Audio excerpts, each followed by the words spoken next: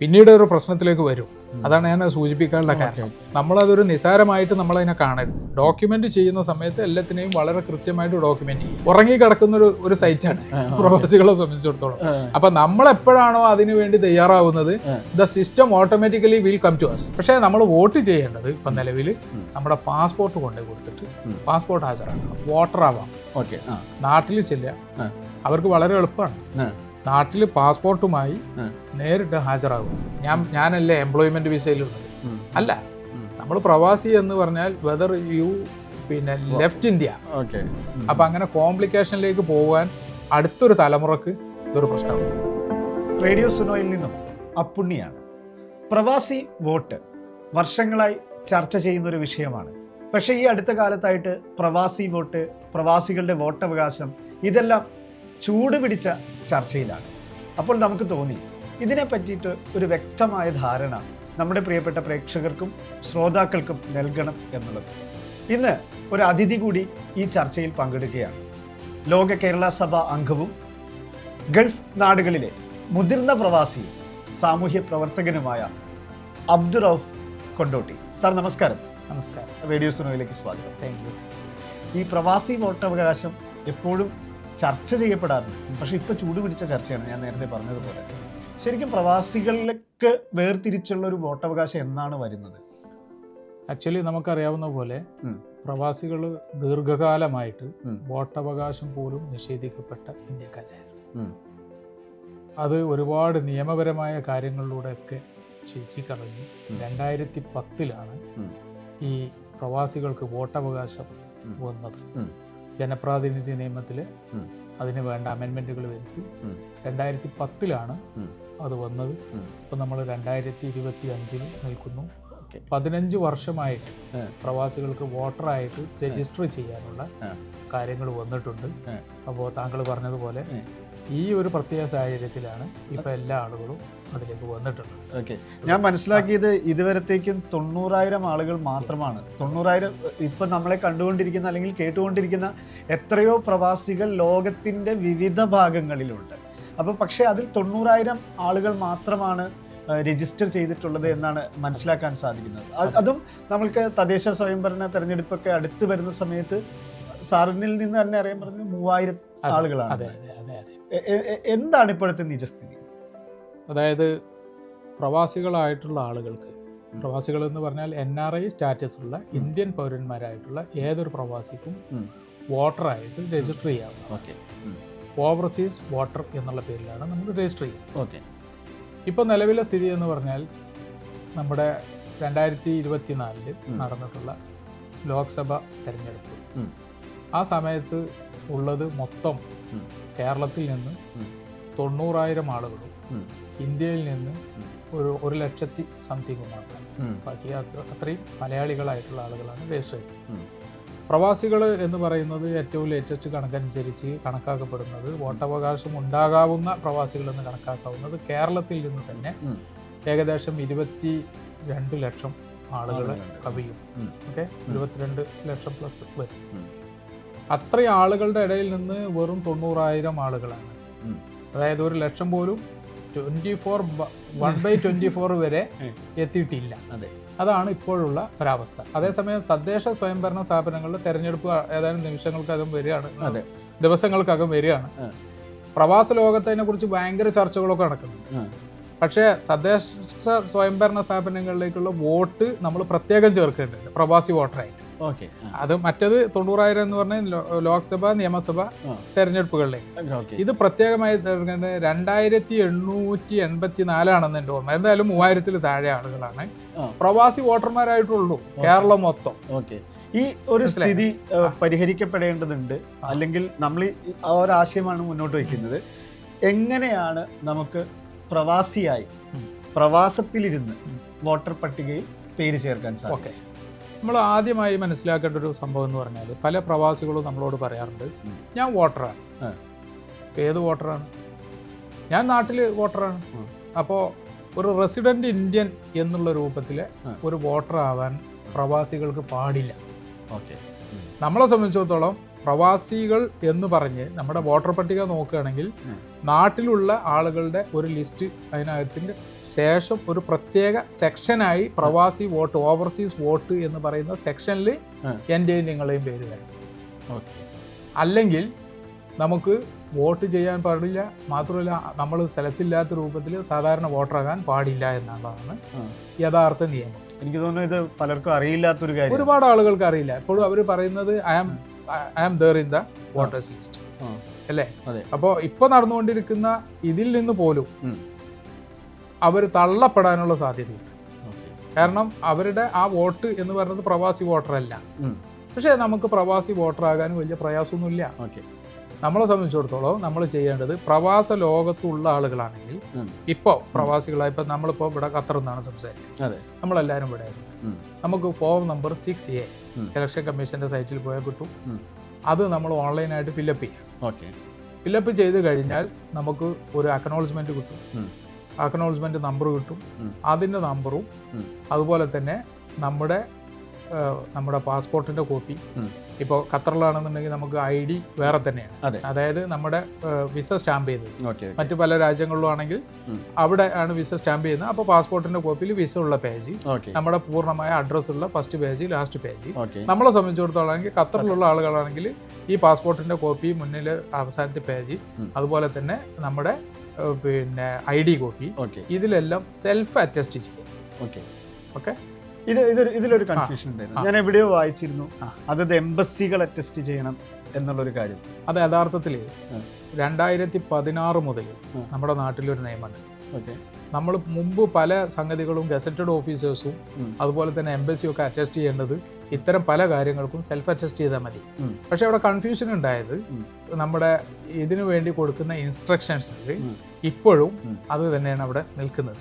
അതിൻ്റെ ഒരു പ്രധാന കാരണം എന്ന് പറഞ്ഞാൽ പിന്നെ അത് തിരുത്തപ്പെടേണ്ടതാണ്. മാത്രമല്ല ഈ വിഷയം നമ്മൾ ഉന്നയിക്കുകയും ആ വിഷയത്തിന് നമ്മുടെ തെരഞ്ഞെടുപ്പ് കമ്മീഷണറുടെ അടുത്തിൽ നിന്ന് മറുപടി വരികയും മാത്രമല്ല പരസ്യമായിട്ട് തന്നെ അദ്ദേഹം ആളുകൾക്ക് ബോധവൽക്കരണം കൊടുക്കുന്ന രൂപത്തിൽ ചീഫ് ഇലക്ഷൻ കമ്മീഷണർ അത് പറയുകയും ചെയ്തിട്ടുണ്ട്.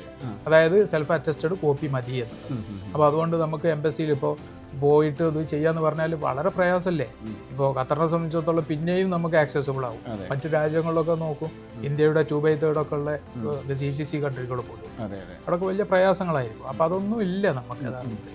അപ്പോൾ ഇത് നമ്മൾ എന്ത് ചെയ്യണമെന്ന് ചോദിച്ചാൽ നമ്മൾ അപ്ലൈ ചെയ്തുകൊണ്ട് ഓൺലൈൻ അപ്ലൈ ചെയ്ത് നിർത്തുന്നതല്ല, ഒപ്പം നമ്മൾ ഇതിൻ്റെ കോപ്പികൾ എടുത്ത് നമ്മുടെ ERO അതായത് ഇലക്ട്രോൾ രജിസ്ട്രേഷൻ ഓഫീസർ, അതായത് നമ്മുടെ ഓരോ താലൂക്കിലെയും അതിൻ്റെ ഫുൾ ഡീറ്റെയിൽസ് അവരുടെ അഡ്രസ്സ് അടക്കമുള്ളത് നമുക്ക് പിന്നെ വെബ്സൈറ്റിൽ കിട്ടും.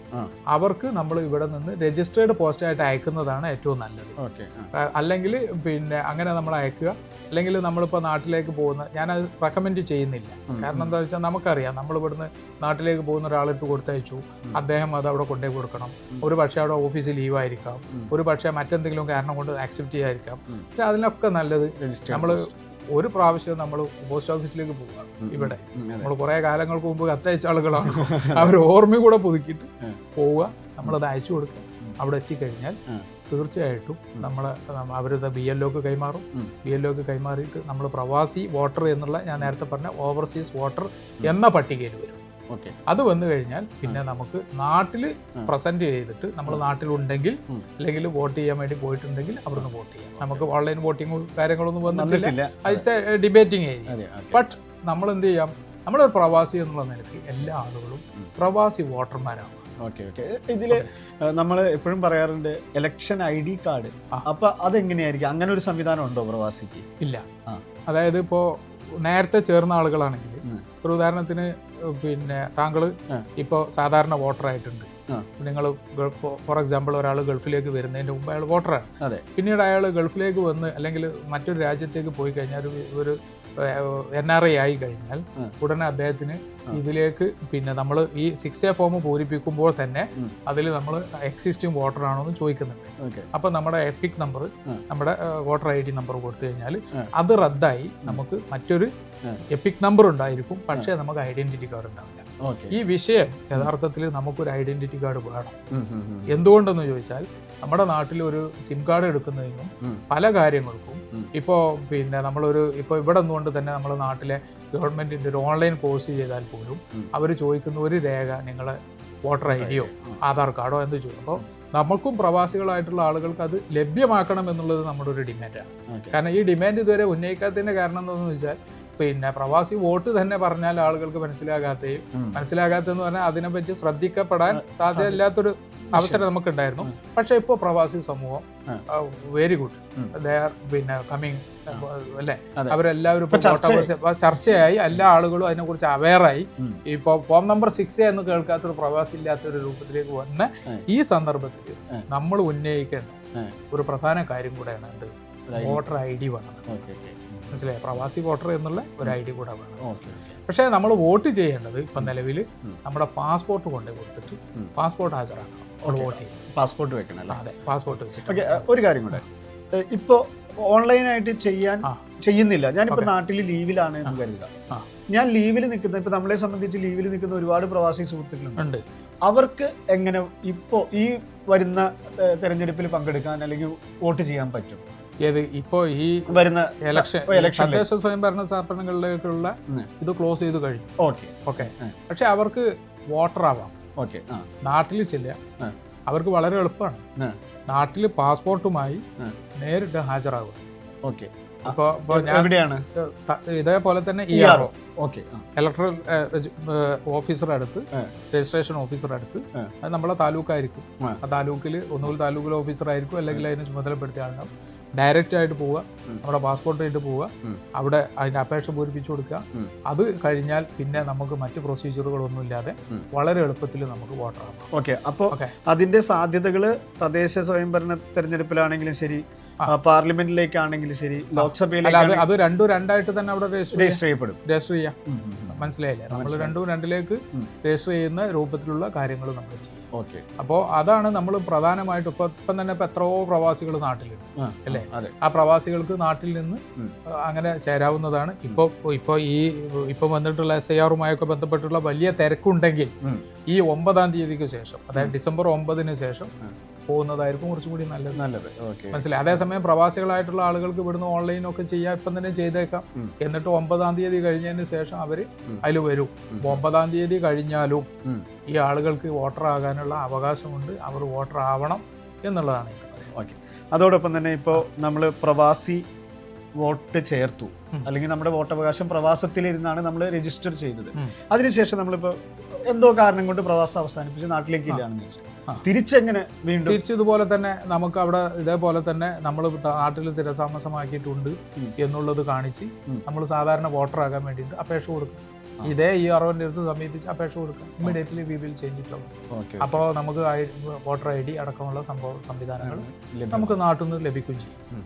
അപ്പോൾ നമ്മൾ മനസ്സിലാക്കേണ്ട കാര്യം എന്ന് പറഞ്ഞാൽ, നമ്മൾ പ്രവാസിയാണെങ്കിൽ പ്രവാസിയാണെങ്കിൽ നമ്മൾ ആ പ്രവാസി വോട്ടറായിട്ട് ചെയ്യും.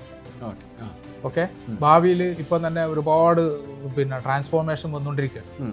ഇപ്പോൾ ഒരുപാട് ഡിമാൻഡുകൾ വന്നുകൊണ്ടിരിക്കുന്നുണ്ട്. അപ്പോൾ തീർച്ചയായിട്ടും ഒരു പക്ഷേ നമുക്ക് ഇവിടെ ഇരുന്നുകൊണ്ട് പോലും വോട്ട് ചെയ്യാൻ പറ്റുന്ന ഒരു രൂപത്തിലേക്ക് ടെക്നോളജികളൊക്കെ വളർന്നു വരുന്നുണ്ട്.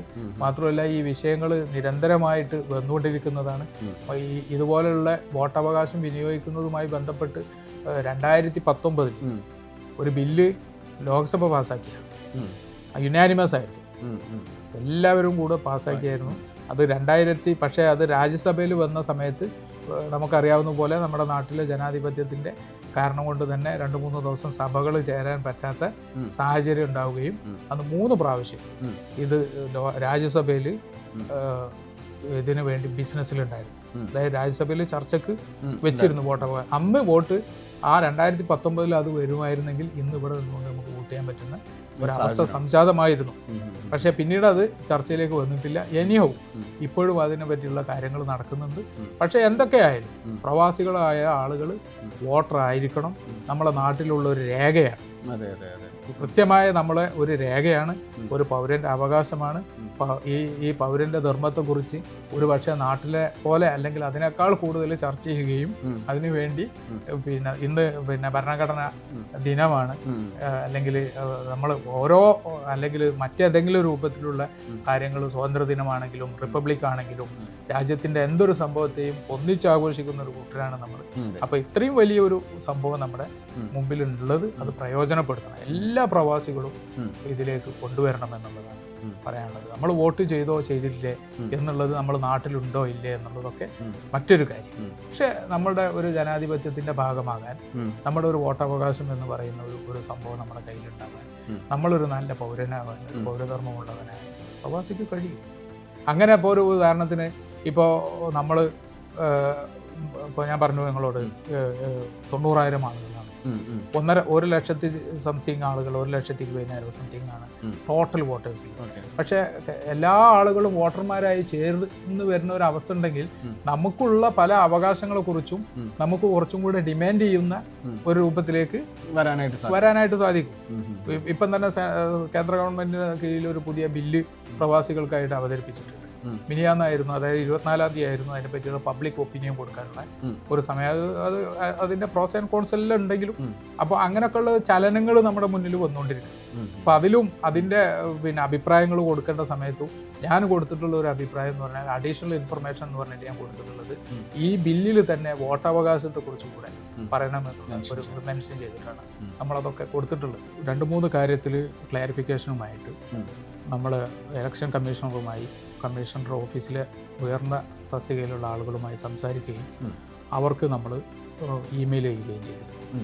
അതിൽ പ്രധാനമായിട്ടുള്ളൊരു വിഷയം എന്ന് പറഞ്ഞാൽ, ഒരു 18 വയസ്സ് കഴിഞ്ഞ ഒരു കുട്ടി, ഇവിടെ ജനിച്ചൊരു കുട്ടി, ഇപ്പം 18 പ്ലേസ് ഓഫ് ബർത്ത്, ഓക്കെ, അത് ഇപ്പോൾ അതിനകത്ത് വിദേശമെന്ന് ചേർക്കാനുള്ള കോളത്തിൽ അത് ഫില്ലപ്പ് ചെയ്യാൻ പറ്റുന്നില്ല. അതൊരു വിഷയമുണ്ട്. അപ്പോൾ ആ വിഷയം നമ്മൾ ഉയർത്തിയിട്ടുണ്ട്. അതായത് അപ്പോൾ നമ്മളൊരു കാര്യം ശ്രദ്ധിക്കേണ്ടത്, ഞാനത് വളരെ പ്രധാനമായിട്ട് നിങ്ങളോട് പറയാനുള്ളത്, ഇപ്പോൾ അടുത്ത കാലത്തായിട്ട് ഞാൻ കണ്ടിട്ടുള്ള ഒരു ഇതെന്ന് ചോദിച്ചാൽ, ചില ആളുകൾ മീൻസ് ചില സർവീസ് സെൻ്ററുകൾ, ഞാൻ 1-2 ആളുകളോട് സംസാരിച്ചു, എല്ലാവരും ഒന്നുമില്ല. അപ്പോൾ അവർ എന്നോട് പറഞ്ഞത് അത് ഞങ്ങൾ ചെയ്യുന്നുണ്ട് എന്നാ പറഞ്ഞു. അപ്പം ഞാൻ അവരോട് ചോദിച്ചൊരു ചോദ്യം, നിങ്ങൾ എങ്ങനെയാണ് ഈ പ്ലേസ് ഓഫ് ബർത്ത്? അത് പ്രശ്നമൊന്നുമില്ല, നാട്ടിലെ നിങ്ങളെ പാസ്പോർട്ടിലുള്ള ഫാദറിൻ്റെയും മദറിൻ്റെയും ഒക്കെ, അല്ലെങ്കിൽ ഈ കുട്ടിയുടെ 18 വയസ്സായവൻ്റെ അത് കൊടുത്താൽ മതി. No, never. അത് വലിയ തെറ്റാണ്. അങ്ങനെ ചെയ്ത് നമുക്ക് വോട്ട് ഇത് ചെയ്താൽ തന്നെ നമ്മളെ പ്ലേസ് ഓഫ് ബർത്തും ഇതും തമ്മിൽ പിന്നീട് ഒരു പ്രശ്നത്തിലേക്ക് വരും. അതാണ് ഞാൻ സൂചിപ്പിക്കാനുള്ള കാരണം ഒരു പക്ഷേ എന്തെങ്കിലും ഒരു സർവീസ് ചെയ്ത് അവരുടെ അറിവില്ലായ്മ കൊണ്ടോ, അല്ലെങ്കിൽ ഒരു പക്ഷേ എന്തെങ്കിലും ഒരു ഫീസൊക്കെ ചാർജ് ചെയ്യുമ്പോൾ നമ്മളതൊരു നിസാരമായിട്ട് നമ്മളതിനെ കാണരുത്. ഡോക്യുമെൻ്റ് ചെയ്യുന്ന സമയത്ത് എല്ലാത്തിനെയും വളരെ കൃത്യമായിട്ട് ഡോക്യുമെൻ്റ് ചെയ്യുക.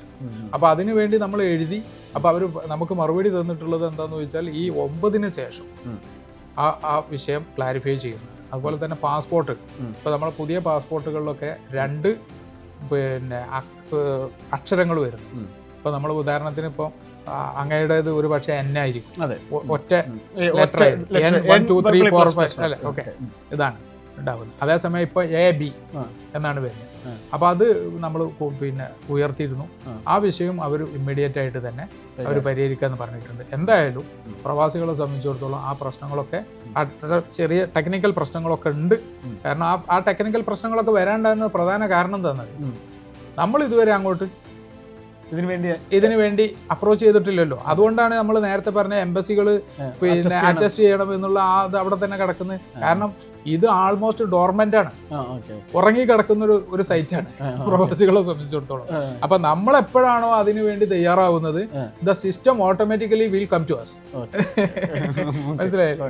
അപ്പൊ ഇങ്ങനെ ഉണ്ടാകുന്ന ചെറിയ ചെറിയ ടെക്നിക്കൽ പ്രോബ്ലംസ് ഉണ്ടെങ്കിലും അതൊക്കെ സോൾവ് ചെയ്യാനുള്ള ഒരു കാര്യങ്ങൾ വരുന്നുണ്ട്. മാത്രമല്ല, എനിക്കുണ്ടായ ഒരു നല്ല അനുഭവം എന്ന് ചോദിച്ചാൽ, നമ്മൾ ഈ കാര്യവുമായി വിളിച്ച് അവരോട് സംസാരിക്കാൻ ഇങ്ങനത്തെ ഒരു വിഷയമുണ്ട് എന്ന് പറയുകയും, ഖത്തറിൽ നിന്നാണ് സംസാരിക്കുന്നത്, ഞാനാണെന്ന് പറയും, ഒരു മടിയും കൂടാതെ അവർ അവിടെയുള്ള ഉദ്യോഗസ്ഥരും ആ കാര്യത്തിൽ വളരെ ഫേവറബിൾ ആയിട്ട് റിപ്ലൈ ചെയ്യാനും, അവർ കൃത്യമായിട്ട് അത് നോട്ട് ചെയ്യാനും, അതുപോലെ നമ്മൾ കൊടുക്കുന്ന ഇമെയിലിന് അവർ കൃത്യമായിട്ട് അന്ന് വൈകുന്നേരം ആകുമ്പോഴേക്ക് തന്നെ നമുക്ക് അതായത് നമ്മളൊരു കാര്യം കൂടെ ശ്രദ്ധിക്കണം, ഇപ്പൊ നാട്ടിലുള്ള തിരക്ക് എത്രയാണ്, പക്ഷെ ആ സമയമായിട്ട് പോലും നമുക്ക് പ്രോപ്റ്റായിട്ടുള്ള മറുപടി അവരുടെ ഭാഗത്തു നിന്ന് നമുക്ക് കിട്ടിയിട്ടുണ്ട്. ഇനി ഇത്തരം കാര്യങ്ങൾ നമ്മുടെ പ്രവാസികളുടെയും പ്രവാസി സംഘടനകളുടെയും ഒക്കെ ഒരു ശ്രദ്ധയും കൂടെ ഉണ്ടെങ്കിൽ നമുക്ക് തീർച്ചയായിട്ടും എല്ലാ പ്രവാസികളും വോട്ടർമാരാകും. ഈ പ്രവാസികൾ വോട്ടർമാരാകും എന്ന് പറഞ്ഞാൽ ഇപ്പം ചില ആളുകൾ ചോദിക്കുന്ന വേറെ ചോദ്യമുണ്ട്, ഞാൻ പ്രവാസിയാണ്, എൻ്റെ കുടുംബം ഇവിടെ ഉണ്ട്, എൻ്റെ കുടുംബത്തിന് നാട്ടു വോട്ട് ചേർത്തൂടെ, ഞാനല്ലേ എംപ്ലോയ്മെന്റ് വിസയിലുള്ളത്? അല്ല, നമ്മൾ പ്രവാസി എന്ന് പറഞ്ഞാൽ വെദർ യു പിന്നെ ലെഫ്റ്റ് ഇന്ത്യ, മനസ്സിലായില്ലേ, അവരൊക്കെ പ്രവാസിയാണ്.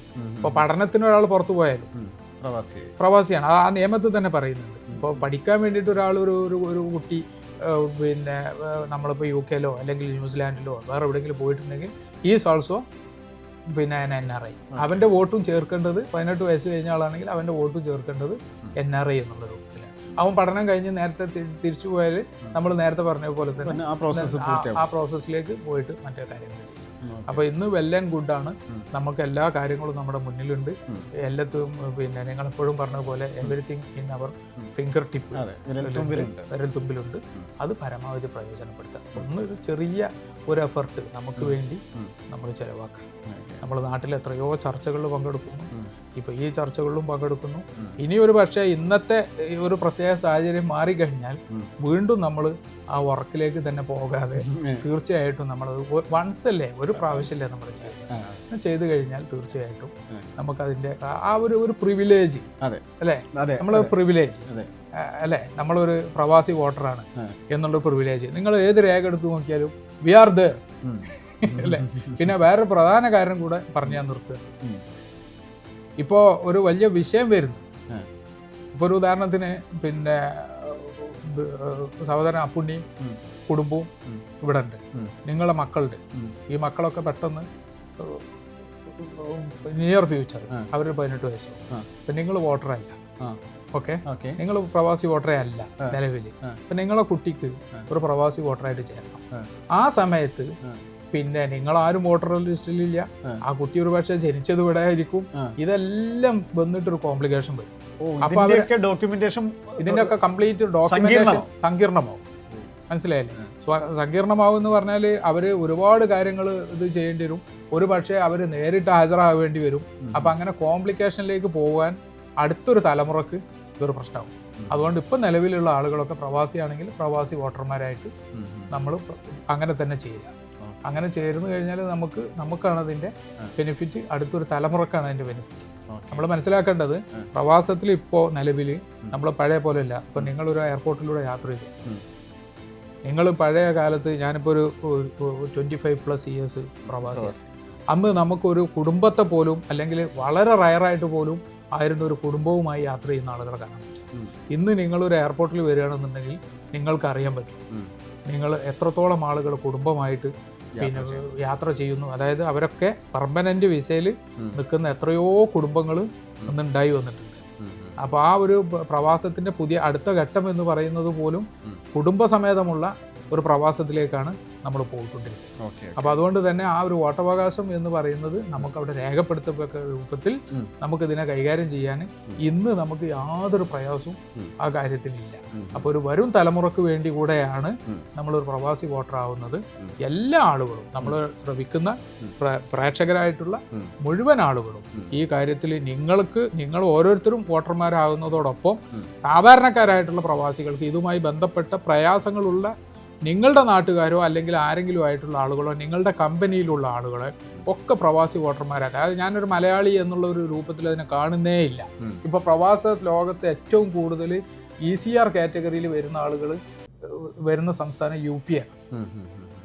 മനസ്സിലായോ? ആ UP-യിൽ നിന്ന് ഒറ്റ വോട്ട് പോലും കഴിഞ്ഞ ലോക്സഭയിൽ ചെയ്തിട്ടില്ല ഒരു പ്രവാസി, ഒറ്റ വോട്ട് ചെയ്തിട്ടില്ല. പിന്നെ വരുന്നത് രാജസ്ഥാനാണ്, ബീഹാറാണ്.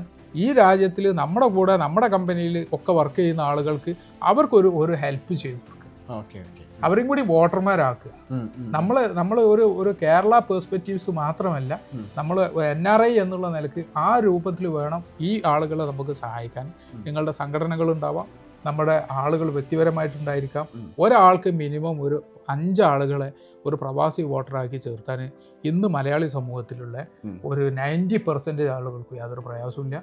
അതുപോലെ തന്നെ എന്തെങ്കിലും ബുദ്ധിമുട്ട് അനുഭവപ്പെടുന്ന ആളുകൾ, ഇപ്പം നമ്മളെ കൂട്ടത്തിൽ പിന്നെ കുറച്ചും കൂടെ പല സ്ഥലങ്ങളിലും എത്തിപ്പെടാൻ പറ്റാത്ത ആളുകളോ അവർക്കൊക്കെ ഉള്ള ഈ ഒരു കാര്യത്തിൽ നിയമപരമായിട്ട് അവരെ ഒരു ഡോക്യുമെന്റഡ് പ്രവാസിയായിട്ടുള്ള ഒരു ഡോക്യുമെന്റഡ് മൈഗ്രൻ്റ് ആയിട്ട് നമുക്ക് വളർത്തിക്കൊണ്ടുവരാൻ സാധിക്കട്ടെ. ഇതുപോലെ തന്നെ ഈ റേഡിയോക്ക് എൻ്റെ എല്ലാവിധ ആശംസകളും അറിയിക്കുകയാണ്. Thank you sir. നേരത്തെ പറഞ്ഞതുപോലെ തന്നെ നമ്മൾക്ക് അധികാരമുണ്ട്, അവകാശമുണ്ട്, അതെല്ലാം ഒരു രേഖയാക്കി മാറ്റുക എന്നുള്ളതാണ്. ഇത് തന്നെയായിരുന്നു ഈ വീഡിയോയുടെ ഉദ്ദേശം. നന്ദി സർ. Thank you.